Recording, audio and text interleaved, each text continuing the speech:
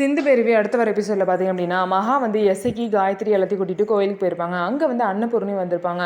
அந்த இடத்துல பார்த்தீங்கன்னா கோயிலுக்கு போன இடத்துல செலியன் வந்து இவங்க கிட்ட வந்து பேசுவாங்க. என்னையும் காயத்ரி இப்படி பிரிச்சுட்டீங்களே அப்படின்னு சொல்லிட்டு கேட்பாங்க. அதுக்கு அன்னபூர்ணி உன்னை யார் கடத்தினான்னு சொல்லிட்டு கேட்கும்போது என்னை யார் கடத்தினானே தெரில, ஆனால் கூடிய சீக்கிரம் அதை கண்டுபிடிச்சிருவேன்னு சொல்லிட்டு செலியன் வந்து சொல்லுவார். அதுக்கப்புறம் என்னையும் காயத்ரியும் சேர்த்து வச்சுருங்க, காயத்ரி இல்லாமல் என்னால் இருக்க முடியாது, நாங்கள் 2 பேரும் பிரிஞ்சிருக்கவே கூடாது, எங்களை சேர்த்து வச்சுருக்கேன்னு சொல்லிட்டு திரும்ப சொல்லுவார். ஏன்னா திரும்ப திரும்ப இதே பேசிட்டு இருக்க காயத்ரி இப்போ எஸ்எக்கியோட பொண்டாட்டி உன் கூட சேர்த்துவேன்னு அப்படி அசிங்கமே எல்லாம் கேட்குற அப்படின்னு சொல்லிட்டு பார்த்தீங்க அப்படின்னா காயத்ரியை வந்து மகா வந்து கூட்டிகிட்டு காருக்கு போயிடுவாங்க. திரும்ப வந்து எஸ்ஐக்கு போய் பார்த்தீங்க அப்படின்னா செலியனை வந்து வார்ன் பண்ணி 2 அடி அடிச்சுட்டு வருவார். இன்னொரு வாட்டி இந்த மாதிரி வந்து கேட்டுட்டு இருந்தால் உனக்கு அவ்வளோதான் மரியாதைன்னு சொல்லி அவரை திட்டிட்டு வந்துடுவார்.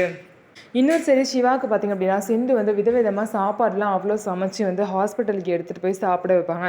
சிந்து சமைச்சேன்னு சொன்னால் சிவா வேணும்னே சாப்பிடாம வம்பிழுப்பாங்கன்னு சொல்லிட்டு அன்னபூர்ணியத்தை தான் சாப்பாடு செஞ்சு அவனுக்கு கொடுத்து விட்டாங்கன்னு சொல்லவும் சிவாவும் அவ்வளோ ஆசையாக விரும்பி வந்து சாப்பிட்றாரு. ஸோ நம்ம வீடியோ உங்களுக்கு பிடிச்சிருந்தா நம்ம வீடியோவை லைக் பண்ணிக்கோங்க, மறக்காமல் நம்மளோட சேனலை சப்ஸ்கிரைப் பண்ணிவிட்டு பாருங்கள்.